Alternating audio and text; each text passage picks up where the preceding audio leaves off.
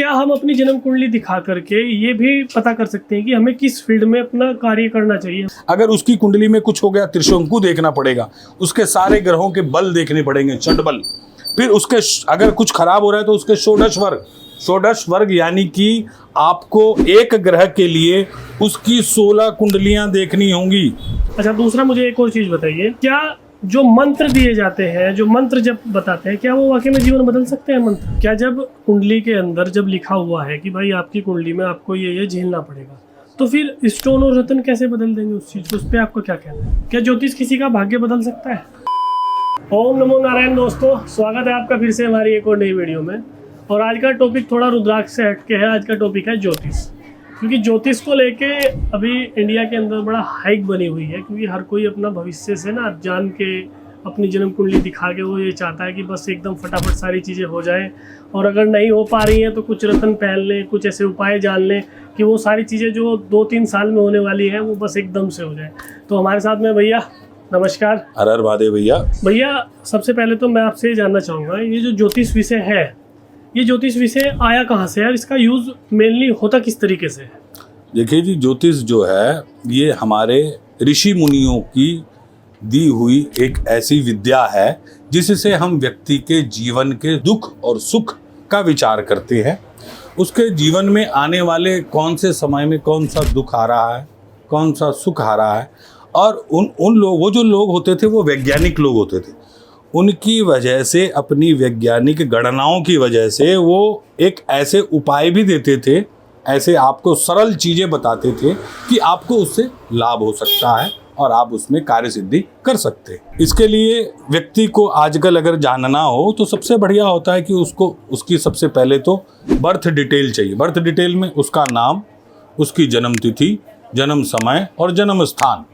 अगर ये उसको मिल गया और उसने एक अच्छे तरीके से वैदिक ज्योतिष से, कोई लाल नीली किताब नहीं, वैदिक ज्योतिष से अगर उसने उसको सही तरीके से प्रेडिक्शन कर लिया, फिर उसको आपको समझाए और आपने अगर पूर्ण विश्वास और श्रद्धा से काम किया तो आपका काम बन के रहेगा जी, ये तय है। अच्छा भैया, एक और चीज़ मुझे बताइए, जैसे ज्योतिष को लेके लोग प्रिडिक्शन करते हैं कि जी हम ये देख रहे हैं ये वाला ग्रह इस हाउस पे दृष्टि डाल रहा है, ठीक है, ये चीज़ें आपके उसमें गड़बड़ होने वाली है, ठीक है। तो जब कुंडली में लिखा हुआ है कि ये चीज़ गड़बड़ होने वाली है, तो फिर वो स्टोन उसको कैसे बदल देता है या रुद्राक्ष उसको कैसे बदलता है? ऐसा कैसे मुमकिन हो पाता है? देखिए जी, ज्योतिष के अंदर क्या होता है कि हमारे नवग्रह हैं, जैसे सूर्य, चंद्रमा, मंगल, बुध, बृहस्पति, शुक्र, शनि, इनकी दशाएं आती है जिनको बोलते हैं हम विंशोत्तरी दशा। जैसे सूर्य की 6 साल की महादशा होती है, मंगल की 7 साल की होती है, चंद्रमा की 10 साल की होती है, शनिदेव की 19 साल होती है, शुक्रदेव की 20 साल होती है। तो इनकी जो दशाओं के हिसाब से, और सबके अलग अलग गोचर होते हैं। जैसे शनि का गोचर होता है 2.5 साल का, और हमारे राहु केतु का गोचर होता है 1.5 साल का। चंद्रमा 2.25 दिन में चेंज कर देता है अपनी राशि, उसको पकड़ना सबसे ज़्यादा मुश्किल होता है। और मंगल होता है वो 1.5 महीने में चेंज करता है। और हमारे जो सूर्य हैं और हमारे बुध हैं और शुक्रदेव हैं, ये 1-1 महीने में अपने गोचर करते हैं, क्योंकि प्लैनेट्स तो घूमते रहते हैं। ये हमारे पृथ्वी, इसके चारों तरफ घूमने का तरीका बना रहता है। ये एक चार्ट के अनुसार आप समझ सकते हैं। आज का ही मैं आपको गोचर दिखाता हूँ। हमने एक काल पुरुष की कुंडली बनाई है जिसमें ये मेष लग्न बनता है। इस समय में शनिदेव जो है मीन राशि में गोचर कर रहे हैं।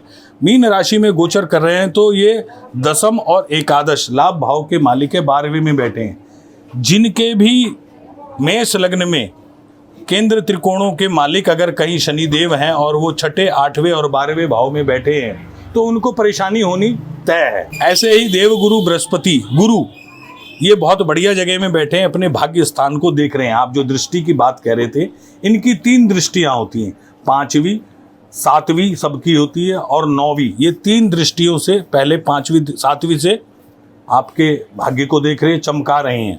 7वीं से 5वीं से अपने 7वें हाउस को देख रहे हैं। और गुरु पर भी, राहु पर भी दृष्टि डाल रहे हैं। तो राहु इधर से डाल रहा है और गुरु इधर से डाल रहा है। एकादश भाव में अगर राहु बैठा है तो ये भी अपने आप में धन के लिए और बड़ी अपॉर्चुनिटियां दिलवाने के लिए काफ़ी है। ऐसे में देखें शुक्र और केतु, ये व्यक्ति को लग्जरी से थोड़ा सा दूर कर देता है। अब आप देखेंगे 5वें हाउस का मालिक, 4थे हाउस का मालिक चंद्रमा और सूर्य अमावस्या योग बनाकर बैठे हैं गलत भाव में। ये इस समझ लो कि ये बेड़ा गर्क हुआ जी। ऊपर से पाप कर्तरी योग में ये डॉक्टर सुनील जी हैं कटक के, ये हमारे स्पेन में रहते हैं, विदेश में रहते हैं। यहाँ से बैठ के ये 12वें को देखते हैं। कर्म भाव और लाभ भाव जो है 12वें में बैठ के इनके ज्ञान को, डॉक्टर का क्या काम होता है, ज्ञान का, अपने ज्ञान से व्यक्ति को ठीक करता है। तो इनका कर्म और लाभ, इनका ज्ञान और इनका सुख, इनका घर गाड़ी मकान वाहन आपस में दृष्टि संबंध बनाया। बुध जो है 6ठे भाव में स्वराशि उच्च राशि का बैठा है। नवमांश में जो है वो वर्गोत्तमी होके बैठा है। वर्गोत्तमी बोले तो इसी राशि में बैठा हुआ व्यक्ति नवमांश में भी उसी राशि में बैठे, ये वर्गोत्तमी, ये बड़ा राजयोग होता है। यहाँ बैठने की वजह से ये डॉक्टर लाइन के अंदर आए, यानी कि 6ठा भाव क्या है, रोग, ऋण, शत्रु। अब इनका बिजनेस ही रोग का हो गया, इनके ज्ञान का काम हो गया, इनका कर्म हो गया, इनका लाभ हो गया, सबका दृष्टि संबंध हो गया, ये पहुंच गए विदेश। तो ये एक गणना है हल्की सी जो समझने की होती है। अब कोई वैसे ज्योतिष देखेगा कि ये तो कहेगा कि अमावस्या योग है, मामला खराब है, सूर्य है 6ठे भाव में, मामला खराब है, उसको उसके मामले के लिए बनाना भी पड़ेगा, उसे बताना भी पड़ेगा कि भैया कौन सी दिशा में तेरा भाग्य उदय होना है और किस जगह से, किस कर्म से तेरा भाग्य उदय होना। जय गुरुजी, क्या ज्योतिष किसी का भाग्य बदल सकता है? ज्योतिष कोई भाग्य नहीं बदलता जी। देखिए, भाग्य व्यक्ति अपना प्रारब्ध लेकर आता है। कोई भी व्यक्ति है अपने पूर्व जन्म के कर्मों को अपने लेकर आता है। उसमें कितने पाप किए हैं तो उसको बहुत स्ट्रगल होगा, उसने कुछ पुण्य किए हैं तो उसको सरल व्यवस्था जीवन मिलेगा। उसको बदलने के लिए, उसको उपाय के लिए उसकी ज्योतिष की गणना से आपको ये बताया जाएगा, आप अच्छे कर्म कीजिए। आप जब अच्छे संचित कर्म करेंगे तो आपका जो बुरा प्रारब्ध है पहले तो वो कटेगा। अब आप सोचो कि मैं एक दिन में कोई जादू कर दूं, कि मैं 6 महीने से कोई उपाय कर रहा हूं, मुझे तुरंत मिल नहीं रहा तो मैं पंडित जी के ऊपर या ज्योतिष के ऊपर केस कर दूं, ऐसा नहीं है। तो आपको थोड़ा सा संचय और थोड़ा सा संयम में रहना पड़ेगा। पहला मैंने आपको सच्ची बात बताई, विश्वास, फिर बताया भाव, आपका कैसा भाव है, और फिर जो है आपका पैशन, थोड़ा सा आपको सब्र रखना पड़ेगा। आपका काम होगा, ये बात तय है। मैं इसीलिए आपसे क्वेश्चन पूछा था कि एक ज्योतिष किसी का भाग्य बदल सकता है क्या? नहीं सर। जब भी आप YouTube पे अगर वीडियो देख रहे हो ना, तो आप स्क्रॉल करो कि बस 1 महीना ये मंत्र जप ले आपकी किस्मत बदल जाएगी, ये वाला स्टोन धारण कर ले तो किस्मत बदल जाएगी। जब ऐसा होता ही नहीं तो लोगों को भ्रमकताओं में डाला जा रहा है। और आप एक ज्योतिष है, मैंने आपसे इसलिए पूछा क्योंकि भाग्य कोई किसी का नहीं बदल सकता है, वो चीज़ें अपनी ऊपर लेके आया है। तो आपका कहना ये है कि बस वो अपनी डेट ऑफ बर्थ से वो एक ज्योतिष से चीज़ें पूछ सकता है और उसका समाधान पा सकता है, फल उसको उसके अकॉर्डिंग ही मिलेगा। ये बात तय है, लेकिन भाग्य बदलने के लिए ज्योतिष उसमें सहायता कर सकता है। भाग्य बदलने के लिए एक देवता है, वो देव नहीं महादेव हैं। ओके। उनकी शरण में जाने के बाद आपका भाग्य चेंज हो सकता है, ये बात तय है। अगर आपके भाव अच्छे रहे, आपका सब्र अच्छा रहा, आपका विश्वास अच्छा रहा और आपके उपाय अच्छे रहे जो उसने आपको बताए हैं आपसे संबंधित। अब ये जो बता रहे हैं कि ये वाला मंत्र, ये वाला दान, ये वाली चीज़ बहा दो, ये वाली चीज़ गाड़ दो, तो इनसे सबके लिए नहीं होता। उसके ग्रह कौन से हैं, किस भाव में बैठे हैं, कौन सी दशा चल रही है, ये होना भी बहुत ज़रूरी है। तभी उसके ऊपर एक सही आप उपाय दे सकते हैं, क्योंकि 6 महीने, साल भर, 2 साल में उसका गोचर कैसा होने वाला है वो भी देखना पड़ेगा। अगर उसकी कुंडली में कुछ हो गया, त्रिशंकु देखना पड़ेगा, उसके सारे ग्रहों के बल देखने पड़ेंगे, षटबल। फिर उसके अगर कुछ खराब हो रहा है तो उसके षोडश वर्ग, षोडश वर्ग यानी कि आपको एक ग्रह के लिए उसकी 16 कुंडलियां देखनी होंगी। 16 कुंडलियों को देखने बाद उनके अंश भी लिखने होंगे, फिर उनका गोचर भी चेक करना होगा, फिर आप किसी का भला कर सकते हैं। इसके लिए बहुत मेहनत लगती है। व्यक्ति कहता है आज मैंने पेमेंट करी, आज ही मुझे आप प्रोटेक्शन दो, कोई दूसरा कोई खाली थोड़ी ना बैठा। तीसरा, अगर उसने पैसे दिए, भैया थोड़ा सब्र रख, आपसे संबंधित वाली चीज़ आपको बताएगा। मैंने कहा सब्र बहुत ज़रूरी है। अगर आपने ये रखा, उसको समय दिया, उस पर विश्वास किया, और उसके काम को किया, तय है आपका भाग्य तो नहीं, लेकिन मैं ये जरूर कह सकता हूँ कि अगर उसने 1 करोड़ का टारगेट रखा, अगर वो 70-80 पे पहुंच गया, उसने तो जीत ली जीवन। यही एक तरीका है ज्योतिष का। अच्छा, क्या मैं जो देखता हूँ मार्केट में हिंदू धर्म की चीज़ों को लेके व्यापार बन चुका है, क्या ज्योतिष के में जो इतने पहले ज्योतिष कम हुआ करते थे, अब ज्योतिष बहुत ज़्यादा आ चुके हैं, क्या ज्योतिष भी एक व्यापार बन चुका है? ज्योतिष एक व्यापार बन चुका है। देखिए जी, आजकल अब ज्योतिष के अंदर कई सारी चीज़ें हो गई। एक तो हो गई लाल किताब, फिर हो गया हमारा वैदिक ज्योतिष श्री राम जी के समय से चलता आ रहा है। श्री राम जी की कुंडली आज भी है, श्री कृष्ण जी की कुंडली आज भी है। अब जो ये लाल किताब आई है, ये अभी थोड़े ही समय में, लगभग 1937-38 से पाकिस्तान के ही कोई व्यक्ति इनको लेकर आए और इन्होंने यहाँ पर मामला बनाया। अब ये जो भी रिफ्यूजी आए हैं, उन्होंने यहाँ पर बहुत ज़्यादा गेम बजाया है हर तरीके से। एक ये चीज़। दूसरी बात, एक और आ गई केपी, एक और आ गई वो जो साउथ में न्यूमरोलॉजी, फिर आ गई सिर्फ प्रश्न से काम कर रहे हैं, तुरंत प्रश्न कुंडली, तुरंत काम कर रहे हैं। ऐसा थोड़ी ना होता है भाई। पहले तो आप देखेंगे उसको, और जो वैदिक ज्योतिष है, जो सूर्य चंद्रमा मंगल की जो गणनाएं हैं, उनको तो पहले ही देखना पड़ेगा आपको। अब उसमें क्या होता है, ये एक ही नंबर होगा। लाल किताब में कोई भी कुंडली पकड़ोगे, आपको काल पुरुष की कुंडली बैठेगी। अगर यहाँ शुक्र बैठा हुआ, यहाँ शनि अगर यहाँ पर 9वें भाव में बैठा है मकर राशि में, तो वो तो धनु राशि बना देंगे, उसका तो फल ही चेंज हो गया। इसलिए गड़बड़ हो जाती है। पहले आपको ये देखना भी होगा कि वो ज्योतिष उस बारे में जानकार है कि नहीं है, और दूसरा ये कि उसको मेरे लायक कुछ कर पाएगा नहीं। उसके लिए उसके फीडबैक देखो आप कि उसके फीडबैक कैसे हैं, आपको उसके रिजल्ट देखें उसके कैसे मिलते हैं। पहले एक ही जने से काम करें, ज़रूरी नहीं है कि बहुत ज़्यादा काम करना। अच्छा, मेरा एक और प्रश्न है भैया, आजकल सुना होगा आपने 7.5 लग गई, व्यक्ति भयभीत हो जाता है, तो थोड़ा ये बताइए, जो 7.5 लगती है, सपोज कीजिए मेरी जो डेट है वो XX है, ठीक है, उससे मेरी जो जन्म कुंडली निकली, उससे मेरी एक राशि बनी, ठीक है, और एक राशि जो मेरा स्वयं का नाम मेरे माँ बाप ने दिया है उससे निकली, तो मेरी जो राशि का प्रभाव पड़ेगा, जो मेरे माँ बाप के द्वारा दिए गए नाम से पड़ेगा, या जो मेरी जन्म कुंडली के हिसाब से पड़ा उससे पड़ेगा? देखिए जी, अपने जीवन का अगर शुभाशुभ देखना होगा तो आपको जन्म कुंडली ही पकड़नी होगी, और कोई तरीका नहीं है। आपके जो नाम के हिसाब से जो राशि बनती है, उसका प्रभाव 10-12% पड़ता है, क्योंकि नाम का प्रभाव पड़ता है, लेकिन आप उसको शुभाशुभ नहीं देख पाएंगे। शुभाशुभ में वो 0 हो जाएगी और आप गलत लाइन में चले जाएंगे। उसके लिए आपको एक सही ज्योतिष और सही गणना चाहिए, आपको काम अच्छा करके देता है। अच्छा, मेरा एक और प्रश्न ये है, सपोज कीजिए जैसे कि आपका ज्योतिष का फील्ड है, आपका ये जो है पूजा सामग्री का शॉप है, ठीक है, ऐसे ही हर किसी का एक अपना फील्ड होता है, तो क्या हम अपनी जन्म कुंडली दिखा करके ये भी पता कर सकते हैं कि हमें किस फील्ड में अपना कार्य करना चाहिए, हमें किस फील्ड में अपना करियर बढ़ाना चाहिए? ये कितने हद तक सही रहता है? जी, अगर बंदा जानकार हो, जिसको अच्छा ज्ञान हो, तो वो यह बता सकता है कि इस धातु से या इस द्रव्य से या इस वस्तु से आपका जीवन में लाभ देगा। उसके लिए आपको कुंडली में ये देखना होगा कि कौन कौन से ग्रह आपके मजबूत हैं, और कर्म का जो मालिक है उससे उसकी क्या तुलना है।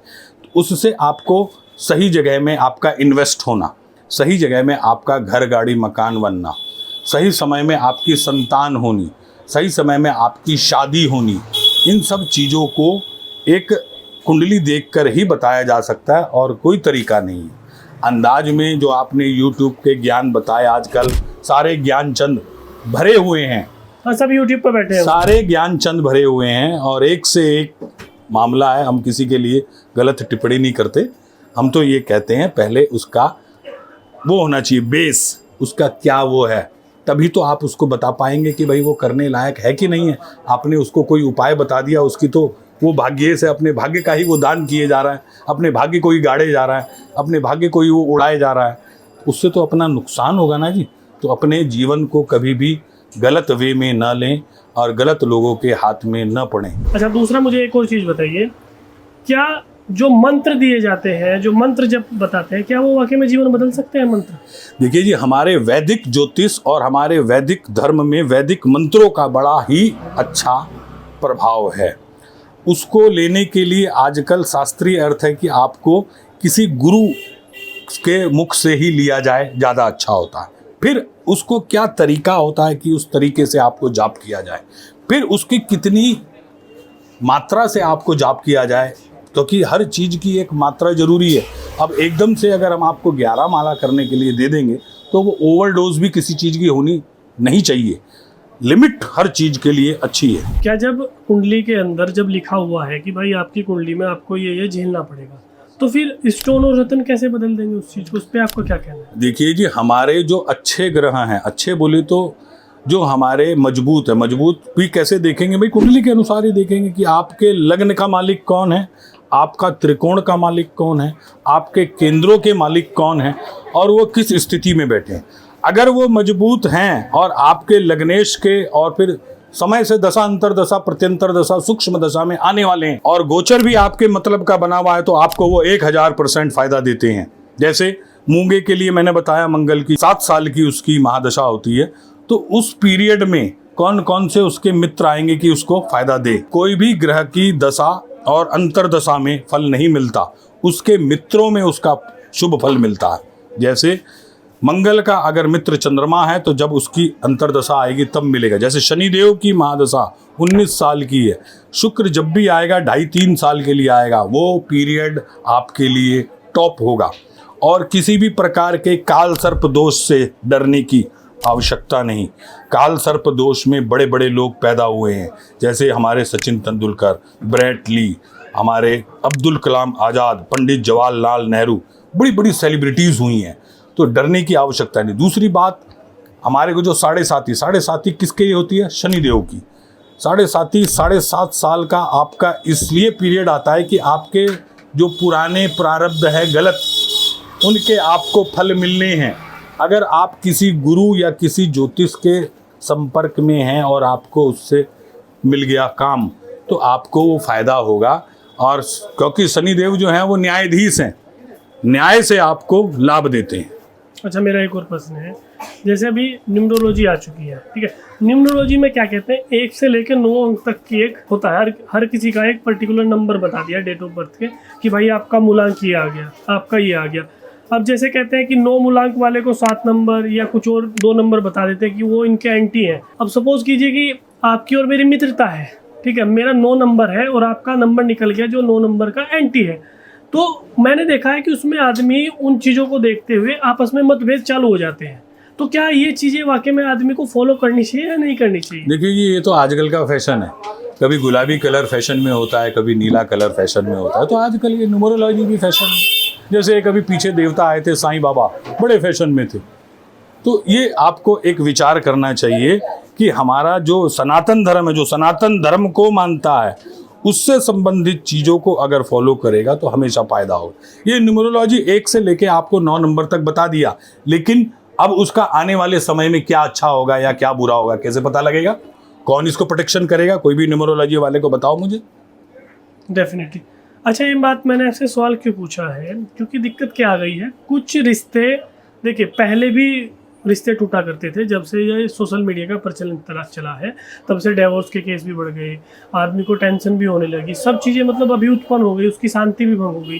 क्योंकि हो क्या रहा है कि आपको पूरा ज्ञान है, ठीक है, मुझे ज्ञान नहीं है, मैं एक शॉर्ट वीडियो देखूंगा या मैं 3-4 घंटे का एक सेशन लूँगा और मैं ज्योतिष बन जाऊँगा, मैं वो चीज़ें प्रिडिक्ट कर दूंगा या मैं वो चीज़ें बोल दूंगा जो एक दूसरे व्यक्ति के जीवन पे इतना गंदा प्रभाव छोड़ जाती है कि आदमी अपनी दिशाहीन हो जाता है। तो इस विषय में आपका क्या कहना चाहिए कि क्या इन लोगों को क्या इन चीज़ों पे बिलीव करना चाहिए या पर्सनल जाके बातें करनी चाहिए? देखिए जी, इसके बारे में अपने जीवन का पूरा विचार करना चाहिए। उसकी जो पूरी दक्षिणा होती है उसको देकर आप उससे पूरा प्रोटेक्शन करवाइए, उससे समझिए, उस कॉल को आप रिकॉर्ड कीजिए, उससे लिखित में भी लीजिए, क्योंकि उसके नंबर, उसका एड्रेस, उसका फ़ोन नंबर वो पक्का होना चाहिए। कोई झोला छाप आदमी से आपने ऑनलाइन बात कर ली और कल को वो आपको मिला नहीं और आप कहाँ ढूंढते फिरेंगे, और आपका कर दिया उसने नुकसान, बता दिया कि 1 लाख का नग पहन ले, 5 लाख का नग पहन ले, और उससे हो गया नुकसान, किसको पकड़ेंगे आप? तो ये होना भी बहुत ज़रूरी है कि आपके लिए सब अच्छा हो और शुभाशुभ हो। इसके लिए एक अच्छे ज्योतिष की आपको आवश्यकता है। हमारे जो दिए गए नंबर है इनको आप हमेशा संपर्क में रखिएगा, बहुत अच्छा फायदा होगा। देखो भाइयों, हमने आज ये जो आपके लिए वीडियो बनाई है, हमने इसलिए बनाई है क्योंकि मार्केट के अंदर जो है बड़ा ही पूरा का पूरा चीज़ें चेंज कर दी गई है। क्योंकि हो क्या रहा है कि मैं अगर कोई देखेंगे आपको YouTube पे 2-3 घंटे के एस्ट्रोलॉजी के पूरे कोर्स मिल जाएंगे, आप उनको कर लें और आप उससे फिर प्रिडिक्शन लगानी शुरू कर दें। जैसे इन्होंने बताया कुंडली के अंदर जो है 16 कुंडलियाँ होती हैं और 16 कुंडलियों को समझने में आपके अकॉर्डिंग एक कुंडली को समझने में कितना समय लगता है? क्योंकि आपने 16 कुंडली बताई। देखो जी, मेरे को कम से कम 13 साल हो गए हैं कुंडली देख रहा हूँ। ओके। और मैंने इस चीज़ की ज्योतिष की पढ़ाई भी करी है, उसके बाद भी आज भी मैं सीख ही रहा हूँ। तो सीखने के लिए कोई उम्र नहीं होती, ये प्रैक्टिस है। आपने कितनी कुंडलियाँ देखी, मांगलिक की 1000 कुंडली देखो, आप काल सर्प की 1000 कुंडली देखो, आप जिनके संतान नहीं हो रही 1000 कुंडली देखो, तब प्रोटेक्शन आएगा कैसा है। 2 घंटे 3 घंटे के कोर्सों में कुछ नहीं होता है जी ऑनलाइन में, जिसको खुद पता नहीं और वो दे रहा है ज्ञान।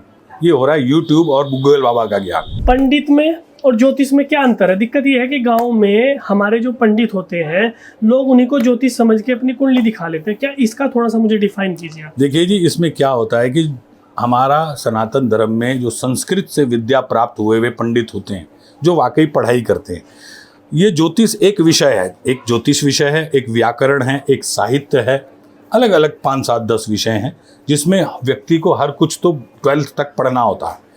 फिर आ जाती है हमारी ग्रेजुएशन, जिसको बोलते हैं शास्त्री।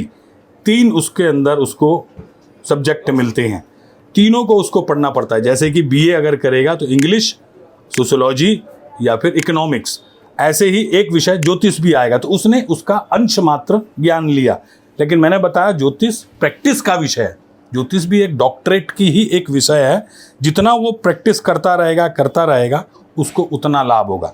आपने कभी कभी ऐसे भी देखे होंगे जिसके पास डॉक्टर की डिग्री नहीं है, लेकिन कंपाउंडर डॉक्टर से अच्छा ऑपरेशन कर देता है। डॉक्टर तो सिर्फ पीछे ही खड़ा हुआ है। ऐसा ही एक अच्छा ज्योतिष आपको समझा सकता है, जिसने उसको काफ़ी समय से प्रैक्टिस में है। हर कोई पंडित ज्योतिष नहीं होता, ये बात तय है, क्योंकि मास्टर डिग्री होने के बाद ही आप स्पेशलिस्ट बना सकते हैं किसी चीज़ को। अब भगवान की दया से थोड़ा बहुत मैं भी हूँ। तो दोस्तों, ये थी हमारी वीडियो ज्योतिष टॉपिक के ऊपर। ठीक है, इसमें हमने आपको जो है जितने हमारे पास जो क्वेश्चन आए थे हमने वो कवर अप किए हैं। अगर आपके कोई और क्वेश्चन हो या कोई सुझाव हो या आपको गुरुजी से बात करनी हो, डिस्क्रिप्शन में इनका नंबर आपको मिल जाएगा, आप इनको कॉल कर सकते हैं। जो भी इनका चार्जेस रहेगा वो चार्जेस पे करके आप अपनी जन्म कुंडली बनवा सकते हैं, या कुछ आपको स्टोन धारण करना है, कौन सा रुद्राक्ष धारण करना है, वो सारी चीज़ें आपको प्रोवाइड करा देते हैं। हम आपको हस्त निर्मित की कुंडली भी बना कर देंगे। उसके बारे में आपको क्या लगेगा, रुद्राक्ष क्या लगेगा, रत्न कौन सा लगेगा, मंत्र कौन सा लगेगा, आपको तंत्र, वो सब लिख कर देते हैं। और इसको आपको हार्ड कॉपी घर बैठे कुरियर द्वारा भी भेज देते हैं। तो दोस्तों, ये थी हमारी वीडियो ज्योतिष के ऊपर। अगर जो वीडियो आपको अच्छी लगे तो वीडियो को लाइक कीजिएगा और शेयर कीजिएगा और चैनल को सब्सक्राइब करना ना भूलें। आपके लिए हम इस तरह की और वीडियो लाते रहेंगे। तो वीडियो करते हैं समाप्त। नमस्कार।